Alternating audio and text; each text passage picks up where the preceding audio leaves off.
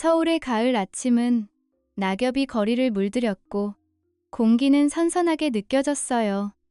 김민준, 45세, 강남에서 작은 디자인 스튜디오를 운영하는 남자였죠. 그는 늘 성실하게 일하고 가족을 최우선으로 생각하는 사람이었어요. 매일 아침 출근길에 커피 한 잔 들고 창밖을 보며 소라를 떠올리곤 했죠. 오늘은 특별한 날. 민준과 아내 이소라, 43세, 패션 마케팅 전문가와의 결혼 17주년 기념일이었어요. 17년 동안 두 사람은 경제적으로 힘든 시절도 아이를 키우는 고생도 함께 이겨냈어요. 민주는 소라와의 결혼이 자신의 삶에서 가장 큰 자랑거리라고 믿었어요. 하지만 오늘 그 믿음이 조금씩 흔들리기 시작할 줄은 꿈에도 몰랐습니다. 민주는 새벽에 일어나 소라가 사랑하는 붉은 장미 한 다발을 사왔어요. 꽃집 아줌마가 기념일이시네요.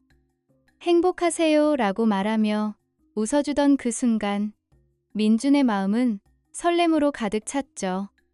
집으로 돌아와 장미를 테이블에 올려놓고 한강이 내려다 보이는 고급 레스토랑 천국요리의 테이블을 예약했어요.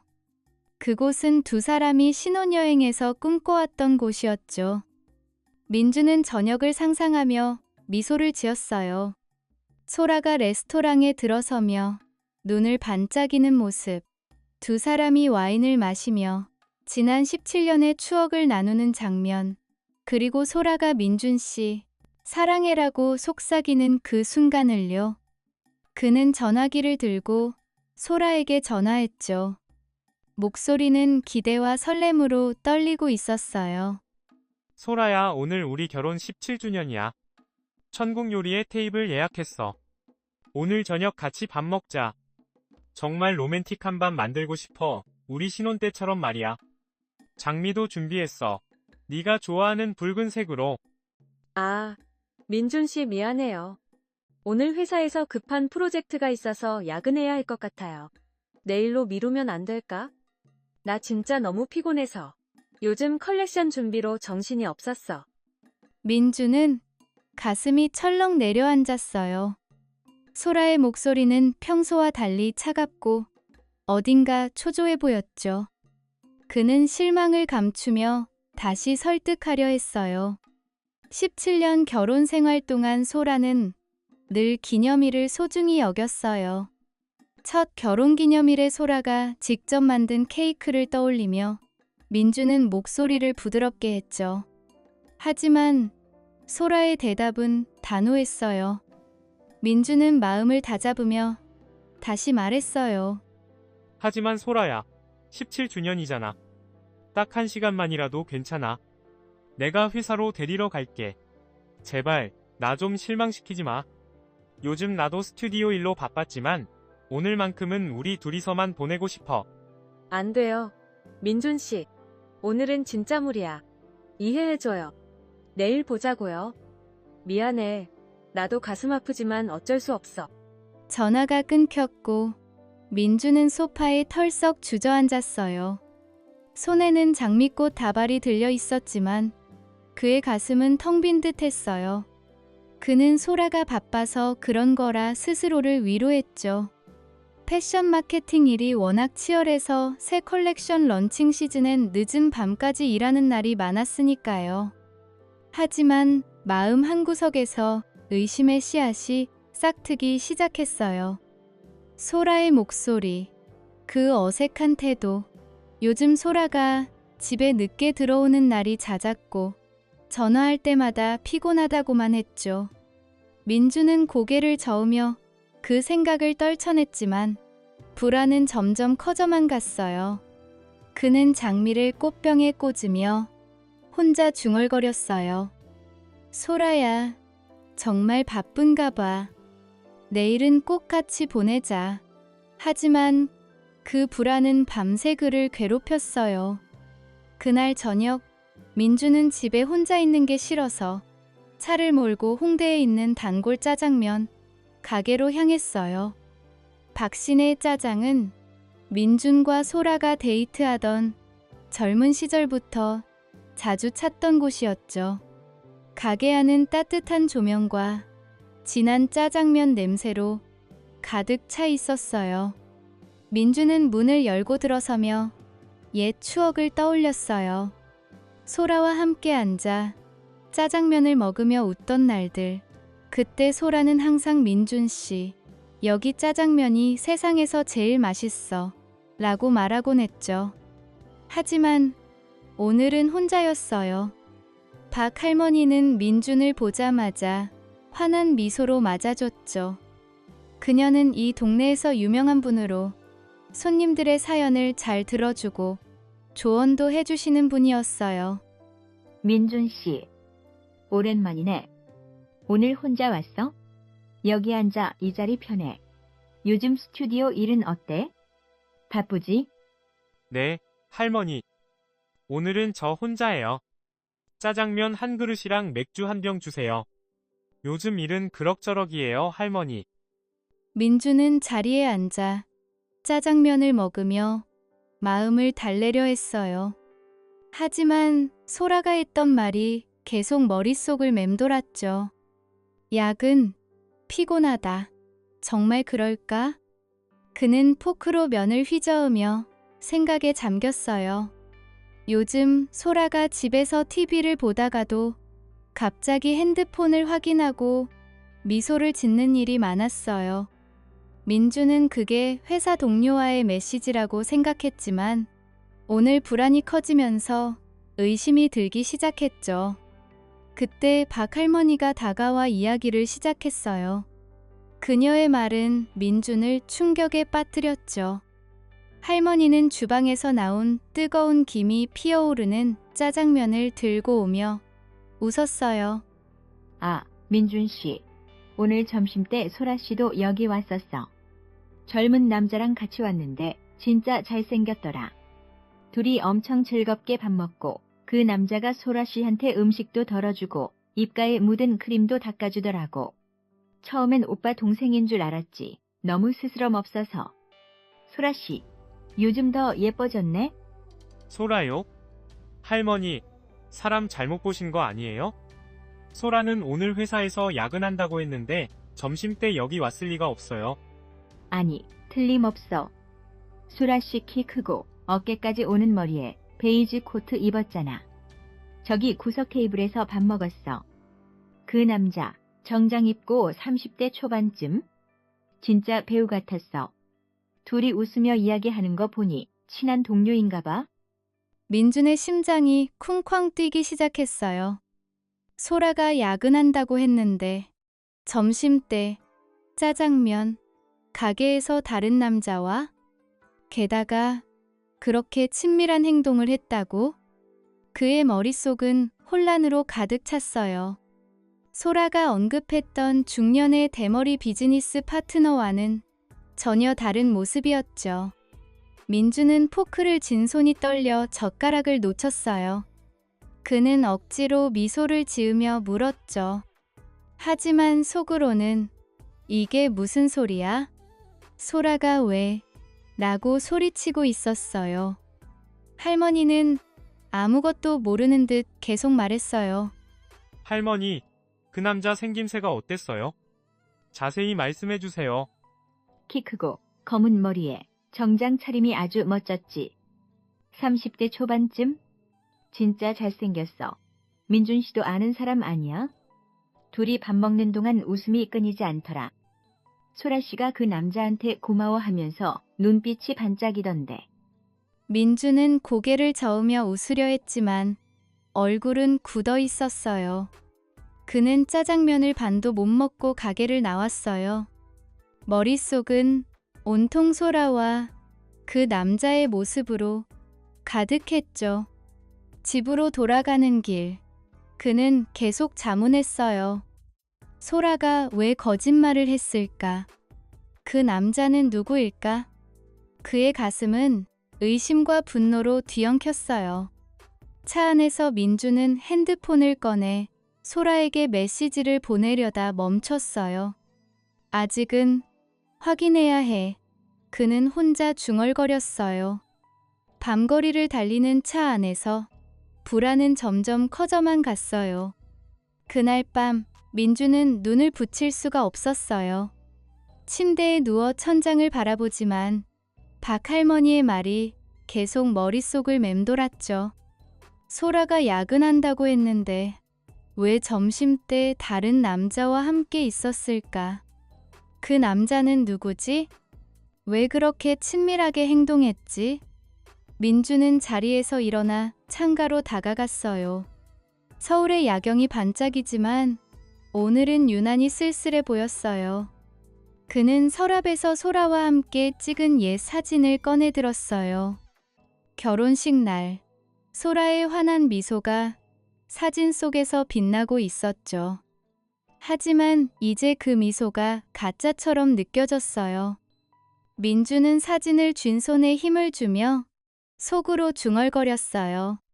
소라야, 대체 왜? 나한테 왜 이런 거짓말을 한 거야? 17년 동안 믿었는데 이게 다 착오였으면 좋겠어. 새벽 3시가 되자 민주는 더 이상 참지 못하고 거실을 서성였어요. 마음이 혼란스럽고 가슴이 답답했죠. 그는 핸드폰을 들고 소라에게 전화할까 고민했지만 그럴 용기가 나지 않았어요. 대신 결심했어요. 진실을 직접 확인해야 해. 다음 날 아침, 민주는 스튜디오로 출근하지 않고 다시 박신의 짜장으로 향했어요. 가게 문을 열자 어제와 똑같은 따뜻한 짜장면 냄새가 코를 자극했지만 민준의 마음은 차갑게 식어 있었어요. 박 할머니는 카운터에서 민준을 보자마자 눈살을 찌푸렸어요. 그의 창백한 얼굴과 불안한 눈빛을 한눈에 알아챘죠. 민준 씨, 또 왔네? 어제 갔는데 얼굴이 왜 이렇게 안 좋아? 무슨 일 있었어? 앉아봐. 할머니가 차 한 잔 줄게. 할머니, 어제 말씀하신 그 일 때문에 왔어요. 소라가 정말 여기 왔었나 확인하고 싶어요. CCTV 영상 좀 볼 수 있을까요? 부탁드릴게요. 꼭 봐야 할 것 같아요. 제발 도와주세요. 아유, 민준 씨. 그럴 줄 알았어. 어제 소라 씨랑 그 남자 봤을 때부터 이상하다 싶었지. 알았어. 이리 와. 사무실로 가자. 하지만 마음 단단히 먹어. 할머니가 보기에도 그 두 사람 그냥 친구 같진 않더라. 소라 씨가 웃는 게 너무 자연스러웠어. 민주는 할머니를 따라 작은 사무실로 들어갔어요. 할머니가 컴퓨터를 켜고 CCTV를 틀었죠. 화면이 밝아지자 민준의 심장이 빨리 뛰기 시작했어요. 화면 속 소라가 젊은 남자와 마주 앉아 있었어요. 그들은 웃으며 이야기를 나눴고 남자는 소라에게 음식을 덜어주며 입가에 묻은 크림을 부드럽게 닦아줬어요. 소라는 그 손길을 피하지 않고 오히려 미소를 지으며 고맙다고 말하는 듯 했어요. 민주는 화면을 뚫어지게 바라봤어요. 그의 손이 떨리기 시작했죠. 이게 소라가 맞아요? 할머니, 이 남자 왜 이렇게 친한 거예요? 소라가 나랑 있을 때도 이런 적 없는데. 민준 씨, 나도 모르겠어. 하지만 영상 보니 둘이 그냥 동료 같진 않아. 저 남자가 소라 씨 허리에 손 올리는 거 봐. 할머니가 봐도 이상해. 민준 씨, 괜찮아? 물 한 잔 마셔. 민주는 숨이 멎는 듯 했어요. 그들의 모습은 동료 이상이었죠. 소라는 민준과 함께 있을 때 절대 허락하지 않던 스킨십을 이 남자와는 아무렇지 않게 받아들였어요. 영상이 끝날 때 남자가 소라의 허리에 손을 올리며 가게를 나가는 모습이 보였죠. 민주는 눈물이 고였지만 이를 악물었어요. 그의 머릿속은 배신이야, 이건 배신이야로 가득 찼어요. 할머니는 안타까운 눈빛으로 민준을 봤어요. 민준은 떨리는 목소리로 물었어요. 할머니, 이 영상 복사해 줄 수 있나요? 꼭 필요해요. 제발요. 이게 증거가 될 거예요. 그래, 민준 씨. USB 가져와. 할머니가 복사해줄게. 미안하다. 이런 걸 보여줘서. 할머니가 도울 일 있으면 언제든 말해. 소라 씨랑 잘 얘기해봐. 어쩌면 오해일 수도 있잖아. 오해일까요? 하지만 이 영상 보니 할머니 고마워요. 제가 알아볼게요. 민주는 영상을 USB에 담아 손에 쥐었어요. 하지만 이 영상만으로는 부족했죠. 그는 확실한 증거가 필요했어요. 박 할머니가 말하길 두 사람은 가게를 나간 뒤 근처 오피스텔로 향했다고 했어요. 그 오피스텔은 단기 임대 아파트로 연인들의 은밀한 만남 장소로 유명했죠. 민주는 망설이지 않고 그곳으로 차를 몰았어요. 그의 심장은 터질 듯 뛰었지만 진실을 마주해야 한다는 결심이 그를 이끌었어요. 오피스텔에 도착하자 비가 조금씩 내리기 시작했어요. 민주는 우산 없이 건물로 들어가 관리인을 찾았어요. 그 순간 그의 마음은 제발 차고였어라고 빌고 있었어요. 오피스텔 로비는 조용하고 비 냄새가 스며들었어요. 민주는 떨리는 다리로 안으로 들어갔어요. 로비 한 구석에 중년의 관리인이 책상에 앉아 신문을 보고 있었죠. 민주는 깊게 숨을 들이마시고 다가갔어요. 그의 목소리는 떨렸지만 결의에 차 있었어요. 실례합니다. 관리인님. 어제 점심때쯤 제 아내가 여기 왔을지도 몰라요. CCTV 영상을 볼 수 있을까요? 부탁드려요. 이게 제 인생을 바꿀 수 있는 일이에요. 젊은이, 갑자기 왜 그래? 우리 건물 CCTV는 함부로 보여줄 수 없어. 무슨 일인데? 경찰이야? 아니에요. 경찰은 아니지만 제 아내가 다른 남자와 여기 왔을 거예요. 저는 지금 그걸 확인해야 해요. 17년 결혼 생활이 걸렸어요. 제발 도와주세요. 그냥 어제 점심때 영상만 봐도 돼요? 그런 일인가? 요즘 이런 일 많아. 알겠소. 따라오시오. 하지만 이건 당신에게 좋은 일이 아닐 거요. 요즘 이런 일 많아요. 안타깝지만. 사무실로 가자. 민주는 관리인을 따라 사무실로 들어갔어요. 작은 방 안 컴퓨터 화면이 켜지자 민준의 손바닥에 땀이 배었어요. 관리인이 키보드를 두드리며 영상을 불러왔죠. 화면에 소라와 그 남자가 손을 잡고 건물로 들어가는 모습이 보였어요. 그들은 주변을 두리번거리며 조심스러워했지만 눈빛은 서로에게 푹 빠진 듯했어요. 소라는 남자의 팔을 잡고 웃고 있었어요. 민주는 화면을 보며 몸이 굳었어요. 저게 소라예요. 왜 손을 잡고 들어가요? 관리인님, 이 두 사람 여기서 뭐 했을까요? 글쎄, 젊은이. 우리 건물은 단기 임대라서 이런 일 자주 봐. 저기 봐. 2시간 뒤에 나오는 거. 머리 스타일 바뀐 거 봐. 웃는 얼굴도 달라졌네. 2시간 뒤 그들은 다시 나왔어요. 소라의 머리는 단정히 정리되어 있었고 옷매무새도 새로 고쳐 입은 듯했죠. 그녀의 입가엔 민준이 17년 결혼 생활 동안 보지 못했던 만족스러운 미소가 떠올라 있었어요. 남자는 여전히 소라의 허리를 감싸고 있었죠. 민주는 다리가 후들거렸어요. 그는 손을 부들부들 떨며 관리인에게 물었어요. 영상을 보는 동안 민준의 머릿속은 이게 현실이야? 소라가 정말로 가득 찼어요. 그의 눈에 눈물이 고였어요. 이 영상 복사해 줄 수 있나요? 증거로 필요해요. 관리님, 제발. 이게 다예요. 그래요. USB 줘봐. 복사할게. 힘내시오, 젊은이. 이런 일 겪는 사람들 많아요. 잘 해결되길 바래요. 하지만 조심해. 이런 일로 사람 변할 수 있어. 고마워요, 관리인님. 제가 이제 어떻게 해야 할지 모르겠어요. 하지만 알아야 해요. 민주는 2개의 영상을 손에 쥐고 집으로 돌아왔어요. 비가 세차게 내리는 거리를 걸으며 그는 소파에 털썩 주저앉아 눈물을 쏟았어요. 17년 소라만을 위해 살아왔던 시간들이 주마등처럼 스쳐갔죠. 결혼식 날 소라의 미소, 아이를 낳았을 때의 기쁨, 힘든 날 서로를 안아주던 순간들, 모두 거짓이었을까? 슬픔은 곧 분노로 바뀌었어요. 소라는 그를 배신했고 그날 저녁에도 아무 일 없었다는 듯 집으로 돌아와 그의 곁에서 밥을 먹었죠. 민주는 결심했어요.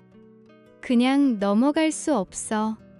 그는 더 많은 진실을 파헤치기로 했어요. 집안은 조용했지만 민준의 마음은 폭풍처럼 요동쳤어요. 그날 밤 민주는 집으로 돌아온 후에도 마음의 평화를 찾지 못했어요. 2개의 CCTV 영상이 USB에 담겨 있지만 그 무게가 그의 어깨를 짓누르는 듯했죠. 소라는 여전히 평소처럼 저녁을 준비하며 오늘도 피곤했지? 라고 물었지만 민주는 대답할 힘조차 없었어요. 그는 소라가 샤워하러 욕실에 들어간 틈을 타 조심스럽게 그녀의 휴대폰을 집어들었어요. 다행히 비밀번호가 걸려있지 않았죠. 민준의 손은 떨리고 있었어요. 이게 마지막 확인이야. 제발 아무것도 없었으면. 그는 속으로 중얼거리며 메시지 앱을 열었어요. 화면에 진우라는 이름이 가장 위에 떠 있었죠. 민주는 그 이름을 클릭하며 숨을 죽였어요. 메시지가 쏟아지듯 화면을 채웠어요. 메시지는 끝도 없이 이어졌어요. 민주는 스크롤을 내리며 하나씩 읽어내려갔죠. 어제 진짜 최고였어. 자기야. 네. 미소가 잊히지 않아. 다음에 또 만나자. 다음엔 부산으로 갈까? 더 멋진 호텔 예약할게.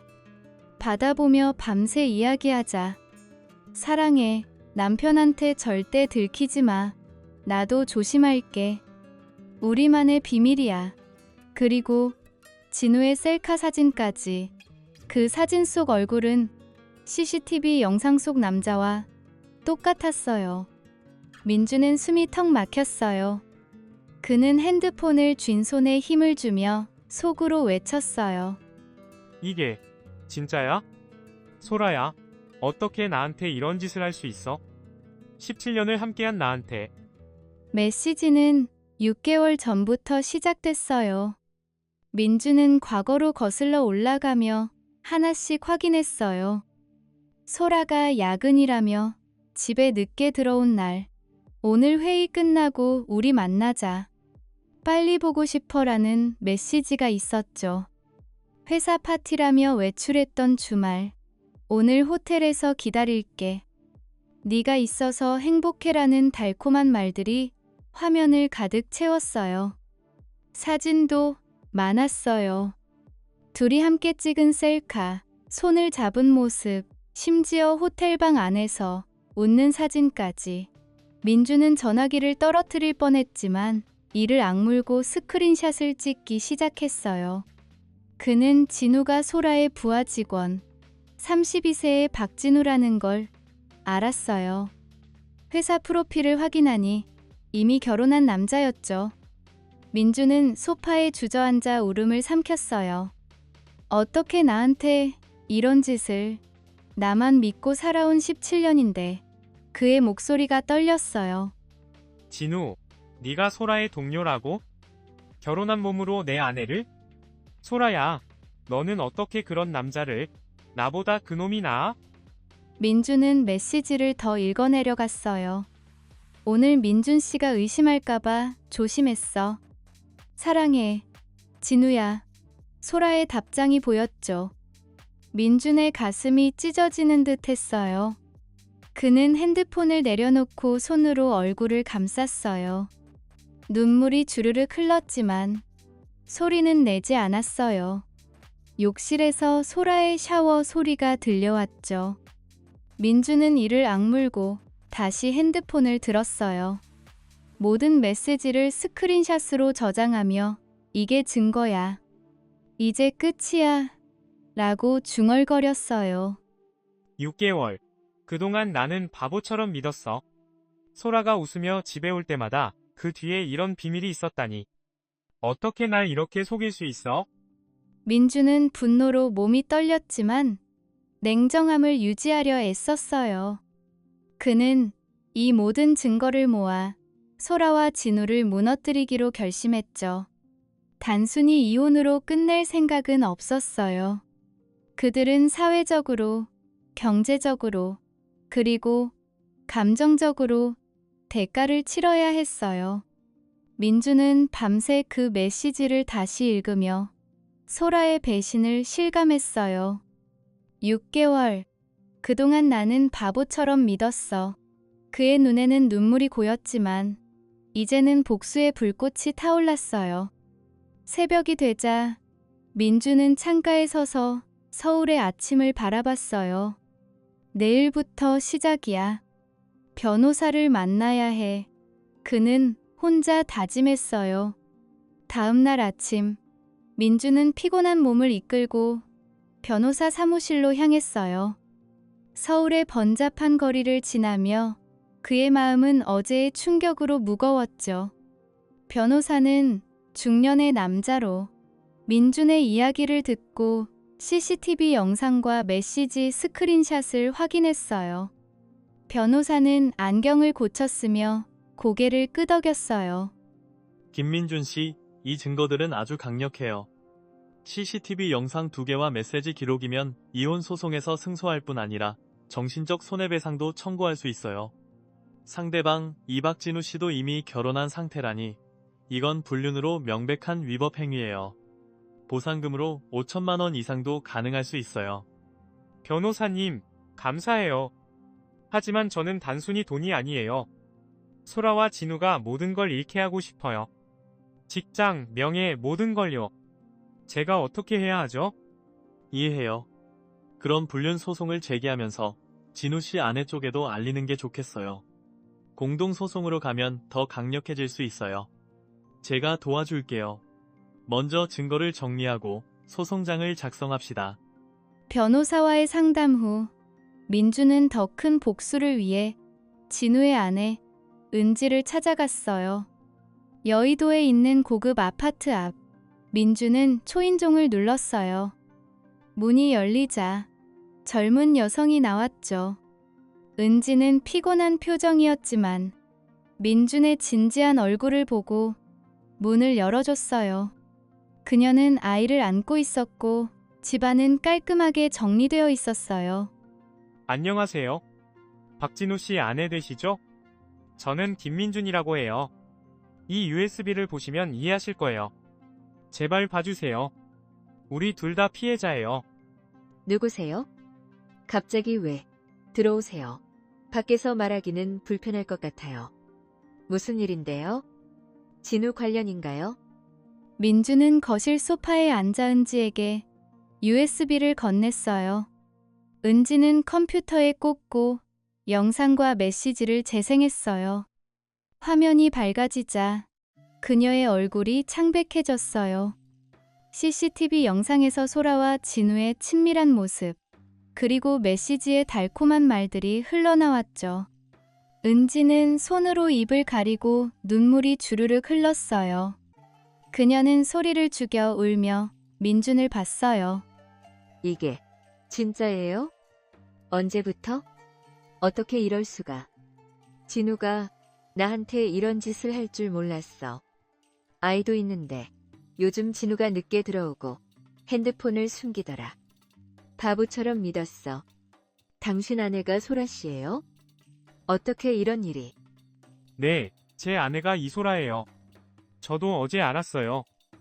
6개월 동안 둘이 바람을 피웠어요. 제가 CCTV 영상과 메시지를 모았어요. 우리 함께 이들을 응징합시다.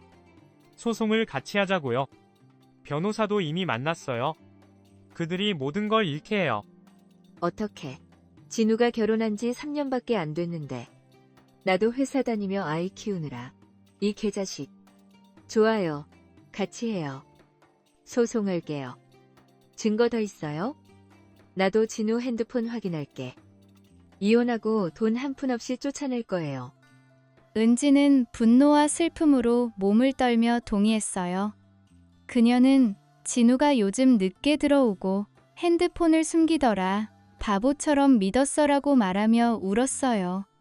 두 사람은 변호사를 통해 소송을 준비했죠. 은지는 자신의 변호사와 상담한 후 민준에게 메시지를 보냈어요. 함께 가요. 그들이 후회하게 해요. 민준은 소라와 진우가 직장에서, 사회에서, 그리고 그들의 개인적인 삶에서 모든 것을 잃기를 바랐어요. 며칠 뒤 소송장이 접수됐고 민준은 마지막 대결을 준비했어요. 그는 집으로 돌아가며 이제 끝이야 라고 중얼거렸어요. 창밖으로 보이는 서울의 저녁이 오늘은 희망처럼 느껴졌어요. 그날 저녁, 소라가 집에 돌아왔을 때 민준은 거실 테이블 위에 USB를 올려놓고 기다렸어요. 집안은 고요했지만 민준의 마음은 폭풍 같았어요. 소라는 문을 열고 들어오며 평소처럼 오늘도 피곤해라고 말했지만 민준의 차가운 표정을 보고 멈췄어요. 그의 목소리는 얼음처럼 차가웠죠. 소라, 할 말 없어?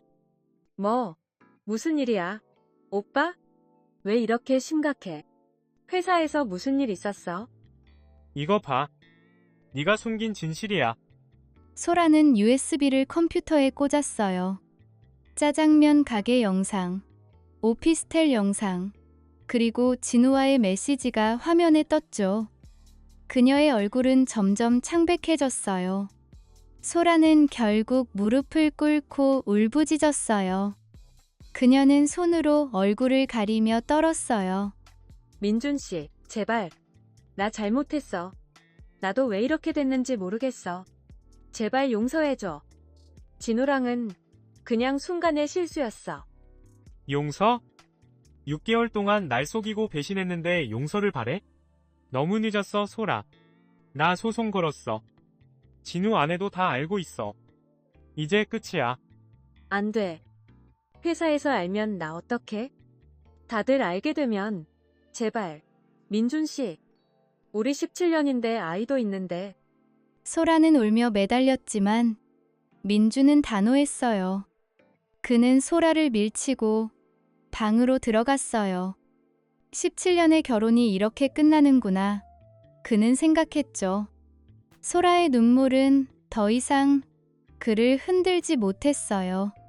밤새 소라는 거실에서 울었지만 민주는 문을 잠그고 혼자 눈물을 흘렸어요. 한 달 뒤 첫 공판에서 소라와 진우는 초췌한 모습으로 나타났어요. 두 사람 모두 회사에서 정직 처분을 받았죠. 소라는 머리를 숙인 채 앉아 있었고 진우는 불안한 눈빛으로 민준을 봤어요. 진우는 화해를 제안했지만 민준은 거절했어요. 민준 씨, 제발 보상할게요. 소송 취하해줘요. 가족이 있는데. 안 돼. 끝까지 갈 거야. 너희가 내 가족을 파괴했어. 두 번째 공판에서 판사는 민준의 증거가 완벽하다고 판결했어요. 소라는 2천만 원, 진우는 3천만 원의 배상금을 지불하라는 명령을 받았어요. 민준은 스튜디오와 아파트를 지켰고 소라는 빈손으로 떠났죠. 진우도 아내와 이혼하며 거액의 위자료를 물게 됐어요. 법정에서 소라는 울며 미안해요 라고 중얼거렸지만 민주는 돌아보지 않았어요. 민주는 배상금으로 스튜디오를 확장하고 최신 장비를 들였어요. 매출은 2배로 뛰었죠. 소라는 스캔들로 직장을 잃고 작은 원룸에서 시간제 일을 하며 살았어요.